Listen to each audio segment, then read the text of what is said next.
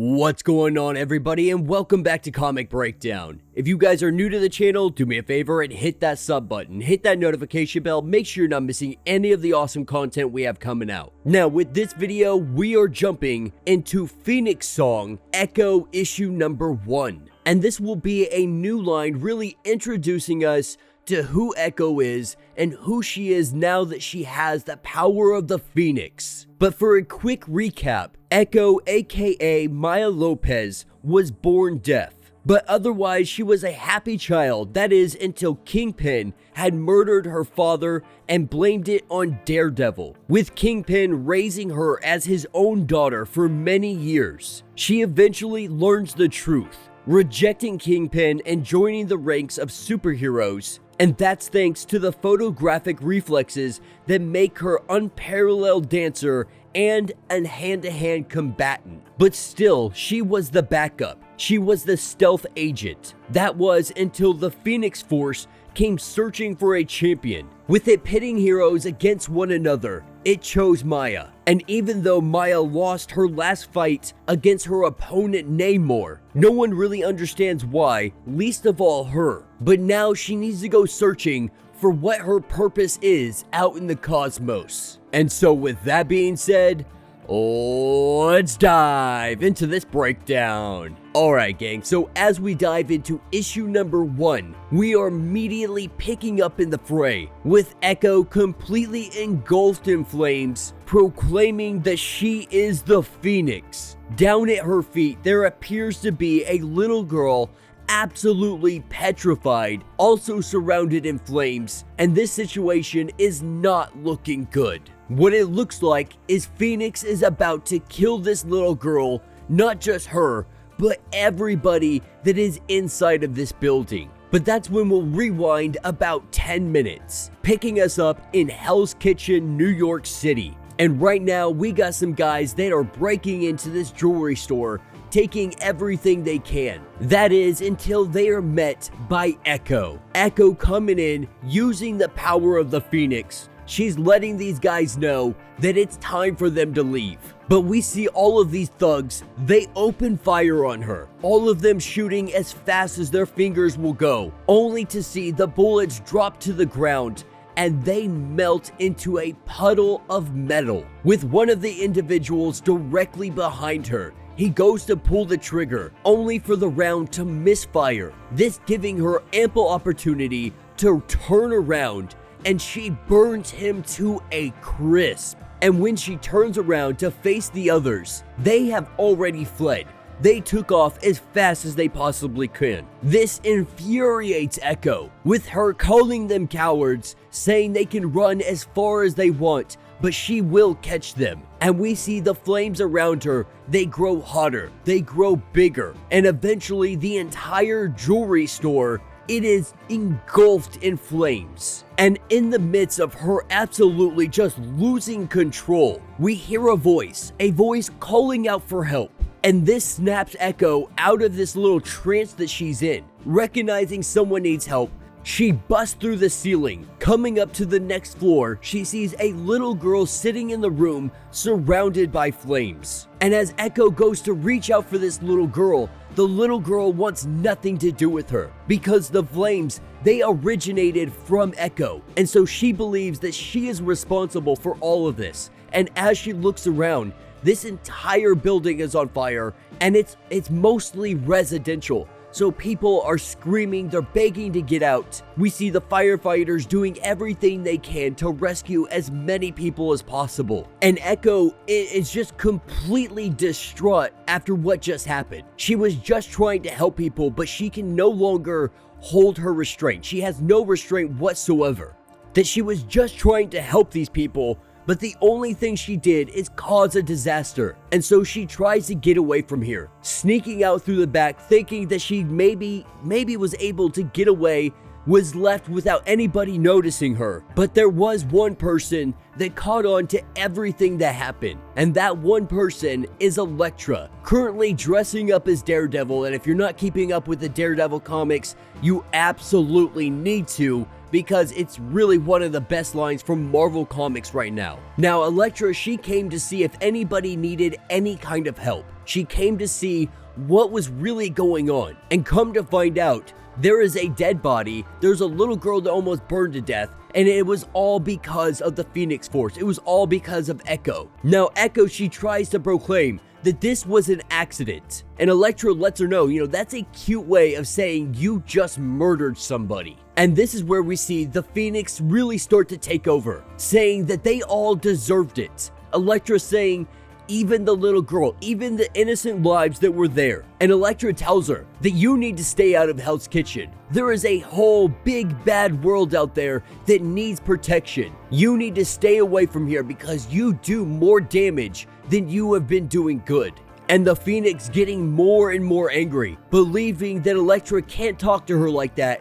Elektra is ready to do this fight. Elektra always wanting to know who was the better between her and Echo. And with Elektra ready to duel this out, Echo decides that she is going to take off, that she's going to run away from this, apologizing to her and saying maybe she's right. Maybe she doesn't belong here. And Elektra thinks to herself, with someone who has such an immense amount of power, she truly is weak on the inside. And we see her flying over the world. We see her flying over Krakoa. Somewhere in the Great Plains, we see an individual that goes by the name of River fixing his motorcycle. Now, we'll get into who River is here real soon. But the most important takeaway is that Forge saw the Phoenix Force flying over Krakoa. Now, Echo has made her way up to the moon. She's gone up here really just to get some time to think, to try to figure out everything that is going on right now. Because she's believing maybe Elektra is right. Maybe I am too dangerous to be kept around. But she also doesn't believe that she belongs up here in the stars. That at the end of the day, she is a daughter of Earth. But this is when Brew comes in with a communication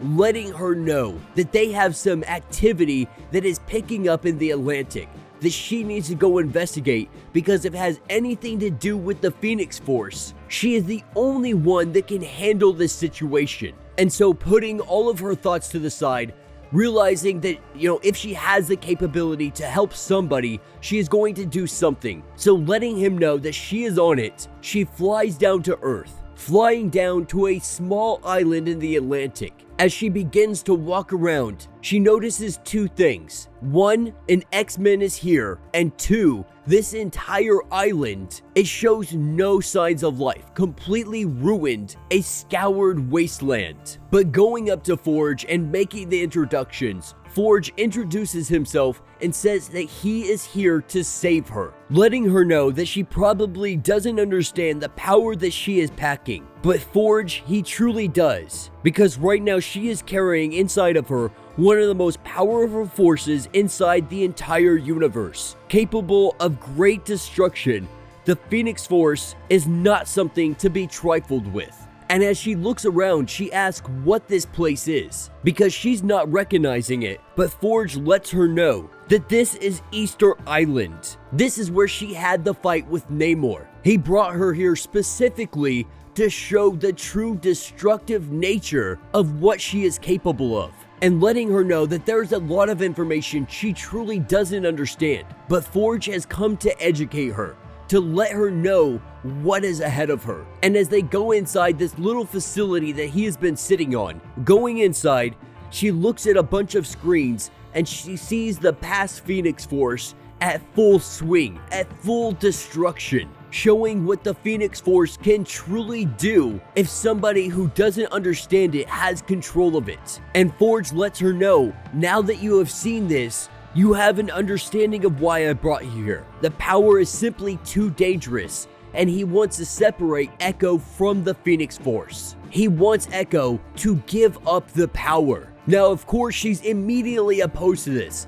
The X-Men believing themselves to be just so wise and so smart, her believing them to just be simply arrogant. Forge hoping that she would see some kind of reason, but he brought a weapon that could put her down, at least temporarily, because these psionic restraints, they are dialed in to the Phoenix's energy wavelengths, and so they're gonna hold her in place at least until he can investigate this power more, understand how the Phoenix bonds to her, and then be able to uncouple it, trying to let her know that this will not be forever, that he is doing this as a safeguard for the rest of mutant kind and humankind. And this facility, it starts to sink into the ground, disappearing out of eyesight, no one being able to detect where it is, and he's not happy about this. He's not happy about having to do this to Echo. In fact, he even pities her, but he is too terrified of what the Phoenix Force can do to keep it out there, uncontained, unchecked, untrained. But in the blink of a second, we hear a giant explosion. Forge turns around, and the Phoenix was able to bust out of everything, with her completely insulted that Forge would even attempt to try and contain the Phoenix Force. Phoenix lets him know that he is lucky he does not get burned where he stands, saying that they will never meet each other again. And as the Phoenix flies off, Forge vows that he will find her again. Next time he's going to come with bigger guns, bigger restraints, and she is not going to see it coming. And so with her flying off, she heads to a location known as the Res. Because regardless if she believed that she can't control the Phoenix Force, regardless if she believed that Forge was just being an ass of a person, at the end of the day, he wasn't necessarily wrong. She has trouble controlling this power. She saw that back in Hell's Kitchen, where she burned down an entire building and almost killed a bunch of people in the process. But the Res is a place that her father used to take her. It's a more of a reservation for everybody. It's a place for all tribes, not necessarily just native nations. A place for those who have lost their languages. They have lost their culture, their family connections. They lost themselves in the wake of genocide. And so this is a place where people can come together and build a new kind of family, a new kind of culture with everything mixed together. And as she looks around this place, she's looking for an individual that is known by the name of Chief, someone she knew back in the day, one of the elders from this place. And going up to a mechanic shop, this is where she runs into River for the first time. And this is the grandson of Chief. And he lets her know that Chief, he died some time ago, saying that she should probably go pay her respects, so on and so forth. But then he also says to go ahead and go to this address, meet me here, and we will talk more about this. And that is because River knew that she was coming. He says a friend told him that she would be arriving. And so picking up a little later that evening, she arrives at this house, a nice muscle car in the front yard. She goes to knock on the front door, and she has some kind of blast sending her flying right into the side of that car, with River coming out, not realizing he didn't take down the defenses. With her arriving early, he didn't have time to close down the defenses, and so they automatically went to attack her as soon as she stepped on that front porch. Now, she is obviously extremely furious about that, but he's able to calm her down. He brings her inside, he changes his clothes, and this is where they sit down and they have a real conversation. And we learn that his name is River Walker, and the elder that she once knew, he was the one who raised River.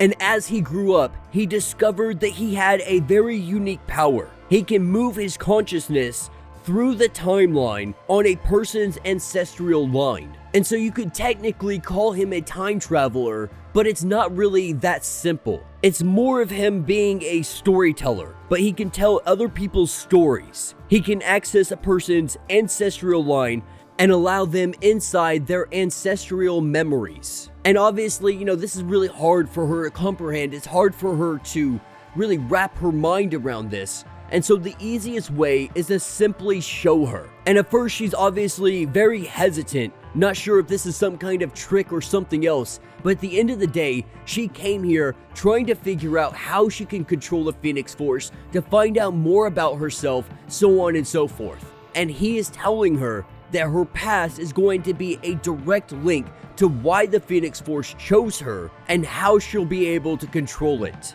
And so with them grabbing hands, we see a giant blast, and her entire ancestral line is laid out directly before her. A long, long line of warrior women. And as she is taking in all of these memories, she screams for him to stop. She screams for him to get out of her head. Now, of course, this immediately freaks her out.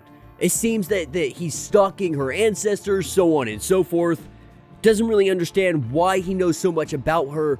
She really wants some answers right now. And he goes on to let her know that he would like to explain something that has to do with her mother. Alright gang, so as we dive into issue number 2, we are picking up years and years ago. And this is where we are given the story of who River is and where he comes from. Now, he was 5 years old the day that his parents had died. After they had just got done leaving a powwow, they were headed down the road, only for his parents to end up getting hit by a semi-truck in the intersection. Now, they said it was a miracle that River lived through it, that he survived without a single scratch on his body. But he quickly realizes that there has been another reason he was spared. That other reason seems to be some kind of shadow demon. Having no living family, he was adopted by the elderly couple who had rescued him. His life was great, that is, until the lights went out. When the lights went out, that is when he appeared, coming to River as different guises. River always knew that it was him. Now this shadow demon lets him know that he only wants to help him be everything that he could be. But in exchange, River needs to do something for him. Now River knew not to bargain with demons, not to bargain with those of the shadows, but he wanted what he offered so badly that he took it. He wanted everything to go back to the way it was. He wanted to save his mom and dad, and this is everything he was offered up. Now this shadow demon, he was once cast out of this world, and he has long since to have his return, to enact his revenge and claim this world as his own. River's parents' death was the crossroads that opened up a portal, one he was able to step through. But as it stands, he is not himself. He is only a shadow of who he should be. And what he needs is raw cosmic power. And River is going to be the one to acquire it for him. Of course, River just being a child, the shadow lets him know that in the years to come, someone will come to you. Someone by the name of Maya Lopez. And all he has to do is delay her, and he will do the rest.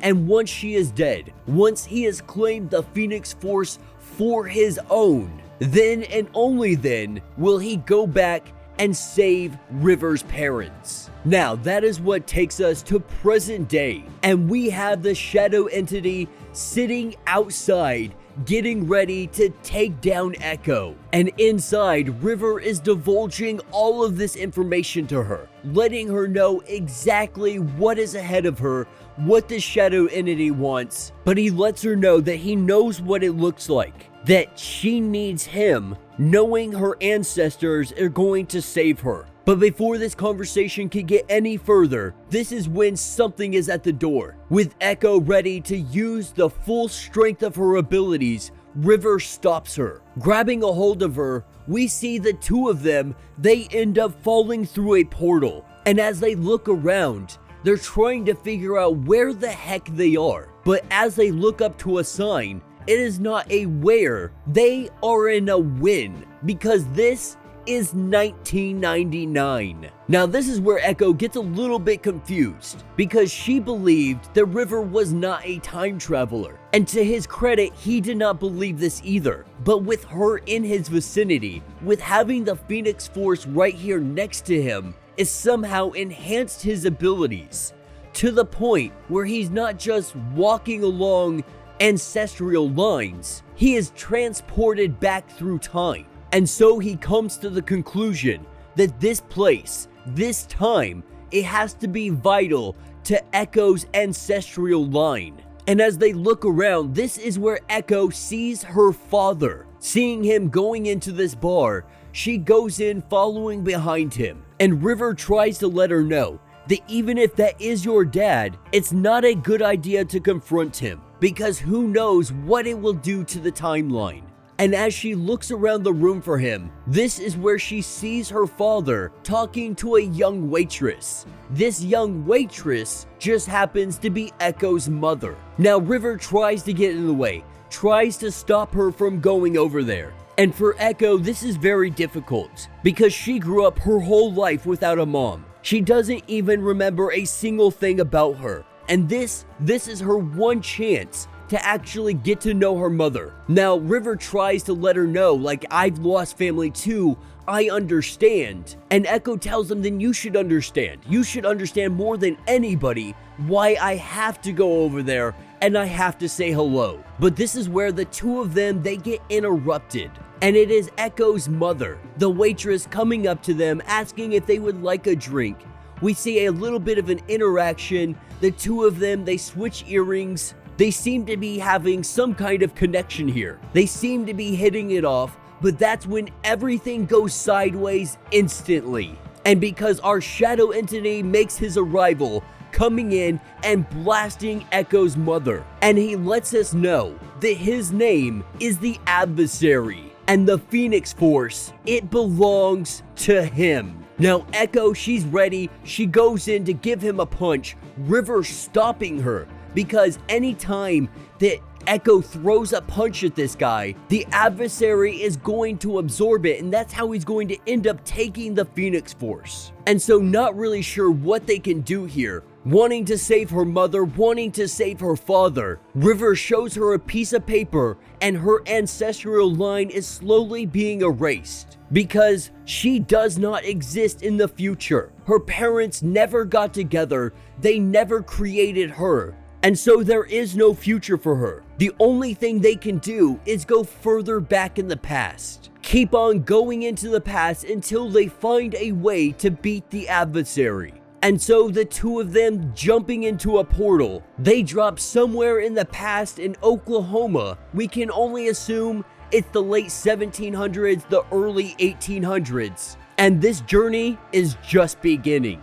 Alright gang, so as we pick up with this issue, we have Forge making his way to the res. He is trying to track down the Phoenix Force because he wants to take it back from her, thinking that she does not deserve it, thinking that it does not belong to her. Forge is doing everything he can to ensure he gets that power from her. And so heading to the Great Plains, he goes to investigate, asking some people around if they have seen her, saying that an individual by the name of River was the last one seen with her.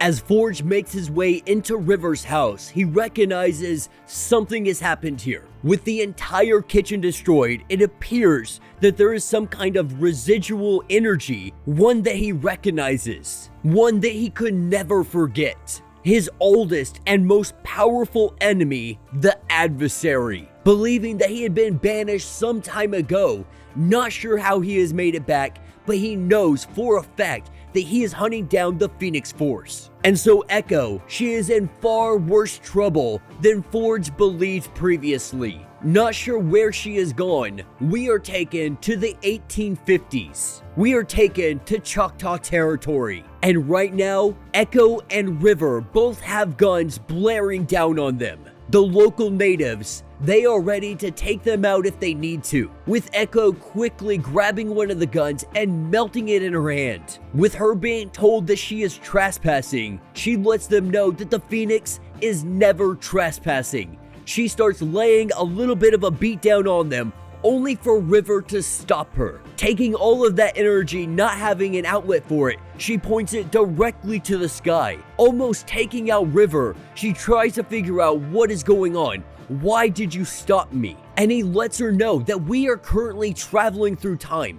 Because your proximity to me, you have given me the ability to let us time travel. Though I don't really have control over it, we could easily be going back in time through your ancestral line. So there is a possibility one of these people are your ancestor. And looking around, it appears that a woman holding a rifle very well may likely be her great-great-grandmother. They sit down that evening and they start to have a discussion, with them explaining everything that has been happening to her. Echo is not really sure if this is actually her grandmother, because she's not even sure if she is Choctaw. River saying that he did find a relative, so it's a good possibility that she could be multiple native tribes. Not knowing much about her mom, and with her mom now being murdered by the adversary, she may never get the answer she wants. But River lets her know that they can defeat the adversary, and then once they do defeat him, they can use him to restore her line, bring everybody back, everyone that he has killed so far. But as everyone sits around the campfire, this is when a portal starts to open up, a portal that the adversary has made. Now Echo, she wants to stay behind and fight, but the fact of the matter is that every time she goes to throw a punch at the adversary, he takes a little bit of the Phoenix Force, and because of this, she cannot fight him. That is what River has been telling her this whole time. And so her ancestor and the rest of them saying they will hold off the adversary, they have to open up a portal. With them trying to hold him off, they only find themselves all massacred and dead on the ground. But Echo and River, they go running through time, trying to stay one step ahead of him the whole way. And Echo knowing that River is hiding something from her. She doesn't know what it is yet, but she knows that something is being hidden. But as it stands, she has no choice but to follow him. And as they go through this last portal, River walks through only to be stabbed by a spear. With him falling to the ground, Echo running over to him, we see an individual. We see multiple. It appears that someone attempted to assassinate the leader. With River coming through the portal, he stepped in the way of that spear just in time to take it himself. And what we see is this woman take her fingers and drive them into the eyes of the traitor that tried throwing the spear at her. And we quickly learn that she is also a phoenix. Not sure what anybody is saying, because they are speaking a language she does not understand. So lip reading is not going to help her in the slightest bit. But she tries doing what she knows, and that is sign language. Using sign language to try to get some help for River, she quickly learns that this tribe, these people, they know sign language. Because of all the trade they have coming in, it has been the easiest way for them to communicate with one another. All the way back in the year 1050, they start to go through the village, seeing everything that this place has to offer. But Echo continues on asking who was the man that tried to kill you. Before today, he was one of the most trusted advisors by her side. But she lets us know that they interrupted their war games, and if you want to call me anything, just call me the Phoenix. The two of them sitting down having what appears to be some kind of tea from back in the day. Echo reveals that she is also a phoenix. The two of them learning that they can communicate through their minds. After she finds out that Echo is also a phoenix, she laughs out hysterically. Because Echo, she's weak. She doesn't understand how to use this power. How did she ever become the Phoenix? Now Echo taking this a little offensively, saying that she could burn her village down to the ground. And her telling Echo like, that's hilarious because you could actually destroy entire planets if you wanted to. This just goes to show you don't understand the power that you are wielding. And she lets Echo know that you have been fighting who you are this entire time. If you would just accept that you are the Phoenix, if you would accept who you are, the power of the Phoenix Force would reveal all the wonders of the universe. You have only been using the Phoenix Force as a source of outlet for your rage. That if you were to open yourself up to it, you would know the immense amount of power that you actually wield. Now Echo has been so busy running that she really never stopped. She really never thought about what she could do to stop the adversary. The Phoenix letting her know that you need to stop running. The Phoenix does not run. The Phoenix fights. Not sure what kind of foolishness River has been filling her mind with, but Echo's biggest concern is if she loses control. If she loses control, many people will get hurt. And the Phoenix tells her, then don't fight him in this reality. there are other places that are much more favorable for the Phoenix Force to fight. And so picking up in the near future, we see the Adversary and Echo standing toe-to-toe with one another on some other plane. The battle is about to begin.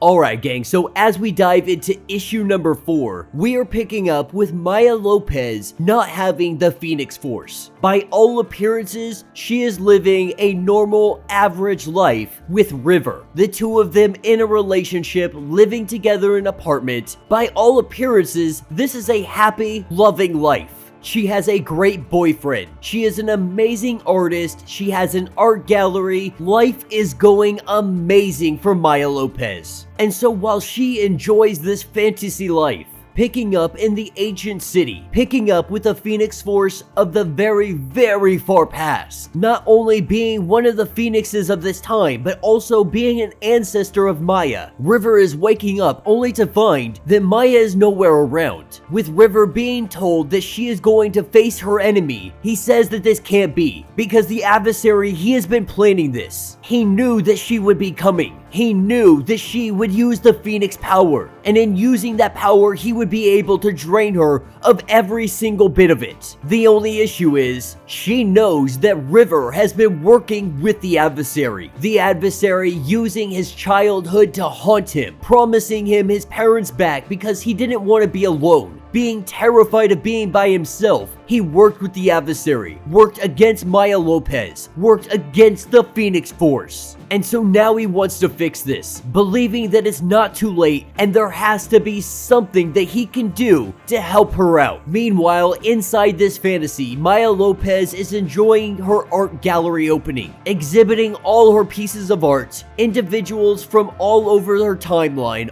anybody that she might know, the Adversary being one of the paintings. She is still yet to recognize that this is all a fabricated reality, with people beginning to recognize that there is a fire outside. We see Maya Lopez, she runs out and she jumps into action, not using Phoenix power, but just trying to help people. With her saving the day, jumping from this building and being rescued by firefighters. She is having dinner with River that night, explaining all of the events that just transpired. Still stuck in this illusion, not seeing that there is something more to her, that she has a higher purpose, that this illusion is nothing more than that. Now on the outside, River is being told that he must die, because Echo has taken the Adversary to the white hot room. This is the center of the Phoenix's power, but it is also a gateway to the afterlife. The best way for a mortal like River to get into the white hot room is to die. Handing him a knife and letting him know that this is your option. You either kill yourself, you go help her fight the Adversary and right your wrongs, and you fix all of the mistakes that you have done. Taking us to the Great Plains and the home of River. This is where we find Forge, looking around for any kind of clue of where they might gone. He came here looking for Maya Lopez in the Phoenix Force, saying that it doesn't belong to her, she doesn't understand the power she has, and her having it is only a liability. But hearing a thud from the other room, this is where we see River's body. River had died outside of time, and when he died, his body was sent back to its rightful time. Forge beginning to evaluate the situation, seeing that River killed himself. Knowing the Adversary had been here, trying to decipher exactly what happened, this is when he starts to use some of the mystics, some of the magic. He knows how to get to the hot white room. Still having a few tricks up his sleeve about getting to the spirit world, he lights some candles and he prepares to make his journey. And that is what takes us to issue number 5, picking up in the white hot room. This is where we find River, with a dagger in his chest. He has brought himself to the afterlife, to the hot white room, so he can help fight against the Adversary. And right now, the Adversary is draining her of Phoenix power. With her knocked out in this illusion, there is nothing that Maya can do to stop him. Removing the dagger from his chest, River goes in after the Adversary. Meanwhile, inside the mind of Maya Lopez, she is currently still daydreaming of an amazing life. So amazing, River has proposed to her, recognizing that she has memory gaps because she doesn't remember the proposal. But nonetheless, he is happy. They are ecstatic, they walk outside, there's paparazzi because she has become a famous artist, so on and so forth. There's just so much amazing going on in her life. Of course, this is all a distraction. And while she is currently distracted with all of this going on, we have Forge making his way into the hot white room. Forge showing up on the scene, seeing Maya lying down on the ground. River is not doing well against the adversary, but Forge brought something that can handle something of his capacity. Taking his rifle and blasting the heck out of him, we see the adversary go flying backwards. River really not sure who this guy is. Forge tells him his name and says that you can thank me later. Right now, we need to save the Phoenix. River doing everything he can to wake Maya up. Forge, he is keeping the adversary at bay while he attempts this, trying to get her to remember who she is. He is able to break through to her. Seeing her ancestral line surround her, she remembers. She remembers everything. That inheriting the Phoenix, it made her doubt herself. But now she is no longer the person she was before. But she knows that she is more than just a vessel for the Phoenix Force. And while Forge, the adversary, River, they all came to her for the Phoenix, at the end of the day, she is still Maya Lopez. She is still Echo. She is everything that her ancestors' wildest dreams could ever think of. Getting back on her feet, coming back into consciousness. It is River, Forge, and the Phoenix versus the adversary. The adversary, he takes the first strike. With them taking a huge blast, all of them are sent flying back, beginning to manipulate their minds, using the loved ones of their past against them. The Phoenix does not allow this, bursting out with energy, saying no more tricks, no more illusions. That the white hot room, it belongs to the Phoenix. She controls this place, and she is the one who has say, with her transporting them to the surface of the moon. With the adversary about to make his attack, we see Phoenix and River, they charge in. River goes to touch him to open up his ancestral line. With that portal being opened up, this is where the Phoenix Force comes into play. Echo grabbing a hold of him, they go through this portal, which takes them to the beginning of time. Now River, he truly doesn't understand what his powers are. He doesn't even understand how any of it really works. Ever since he has been in the presence of Echo, his powers really have been amplifying, and he's not sure if this is going to be a permanent thing or if this is going to be temporary. But moreover, they're more worried about what the ancestral line of an immortal entity actually looks like. Here at the beginning of time, this is where the adversary was born. And though it was very powerful right from birth, the Phoenix Force is a much bigger power. And here at the Cauldron of Creation, the Phoenix is the creator and the destroyer, charging in and cutting the adversary right in half. We see him dissipate into nothingness, coming back through the portal, letting the others know that he will never bother them again. She reduced him to his very essence. He will never be able to reform into an individual entity, and the damage he has done to the timeline has now been reversed. That means her ancestral line, it has been restored. Her mother and father, they met, and her existence is now back again. With her more than ready to head back home, there is only one problem. River killed himself.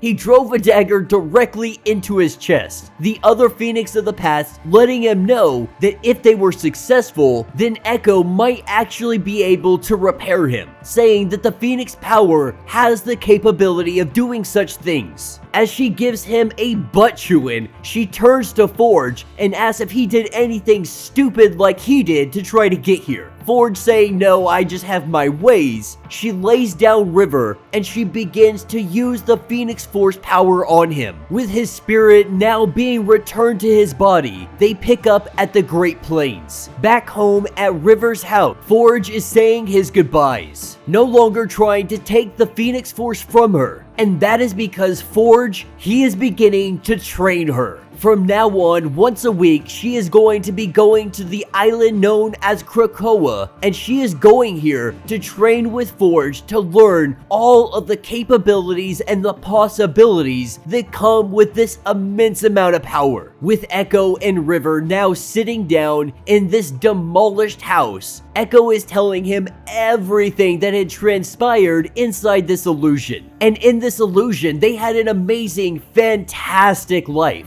And so while he definitely betrayed her, she is giving him the opportunity to start fresh. Sitting down, having a cup of coffee, that is where this story will end. So let me know what you guys think down in the comments. I gotta be honest, I wasn't really knowing what to expect jumping into this line, especially with Echo being brand new to the Phoenix and all of this new stuff to her. I really enjoyed the character she was prior to this, but they really have leveled her up. And while many people aren't happy that she has the Phoenix power, I think it's a lot of fun, because this is a power right from the get-go she never wanted, and it's still a power that she doesn't understand. But it's not like she really has a choice. The Phoenix chooses who its bearer is, and it chose her for some reason. Now that reason, it hasn't been disclosed to us yet, but we have to know that it's going to play some huge part in the future. And now Echo, more accepting of her role, now beginning to train under Forge, Forge accepting that she now has the Phoenix, he is going to make her the strongest he possibly can. He is going to let her know exactly what kind of power she is dealing with. Because while they got lucky against the adversary